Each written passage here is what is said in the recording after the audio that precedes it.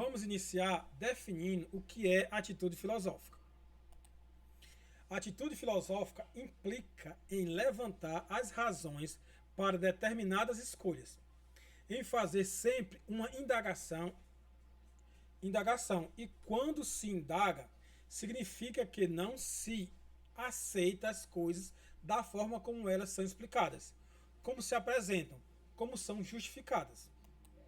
Se a gente pegar aqui uma pensadora mais da atualidade, a Marilene Chauí, ela fala que tem um lado positivo e um lado negativo. Então, o aspecto positivo está em indagar sobre a razão das coisas, buscar compreender o que são as coisas que cercam a vida de cada um, de onde vieram as ideias que julgamos adequadas. Buscamos indagar os motivos das coisas serem como elas são e não de outra forma. Então, isso é uma vantagem, isso é positivo, porque você não vai aceitar as coisas simplesmente como elas são, e aí você vai poder julgar e melhorar vários aspectos da sociedade. Por outro lado, né, o aspecto negativo se refere a dizer não ao senso comum, ao estabelecido, ao que já está posto como verdade na experiência cotidiana. Então, possa ser que tenha algumas coisas que já estão estabelecidas, está sendo útil, né? Pode ser até uma das melhores formas, mas aí, se você sempre indagar tudo, você pode indagar, inclusive, o que está bom. Mas bom para quê, né? Também tem essa. Importante é que no pensamento filosófico você tem esses dois lados. A vantagem de indagar é porque você vai questionar tudo, não vai aceitar as coisas. Com isso, o que tiver ruim, você vai estar sempre disposto a pensar sobre e aí melhorar. E a parte negativa é que nem tudo é ruim, né? Então você vai, como você indaga sobre tudo, você vai indagar também sobre coisas que já estariam estabelecidas e você poderia estar focando em outra coisa.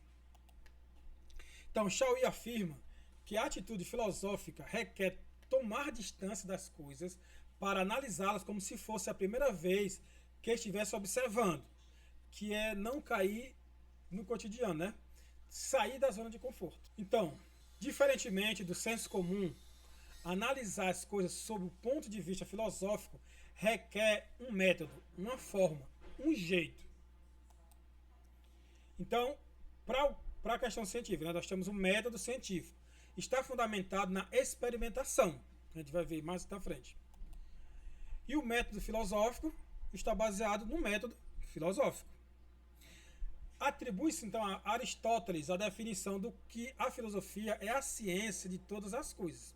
Porém, cabe ressaltar que existem diferenças entre o conhecimento científico e o conhecimento filosófico. Nessa aula aqui nós estamos focando o filosófico. E na próxima nós vamos abordar um pouco mais o científico. Aí você junta as duas ideias e aí questiona, né, indaga sobre e aí constrói o seu conhecimento. Então, vamos aqui.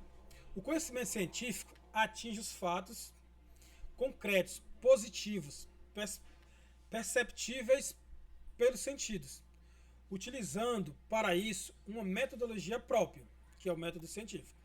Já o conhecimento filosófico tem como objetivo as relações conceituais e não passíveis de observação sensorial, não redutíveis à realidade material.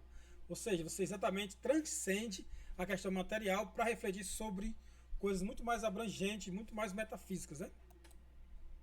Mesmo sendo o objeto material idêntico, tanto para o conhecimento científico como para o filosófico, tanto para a ciência quanto para a filosofia, caberá à filosofia explicar suas finalidades supremas. Então, ó, isso aqui era para a gente poder dar resumida, né, uma lembrada, porque você já viu isso lá em filosofia, em sociologia, acho um pouquinho de história, quase todas as matérias sempre aborda esse tipo de conhecimento.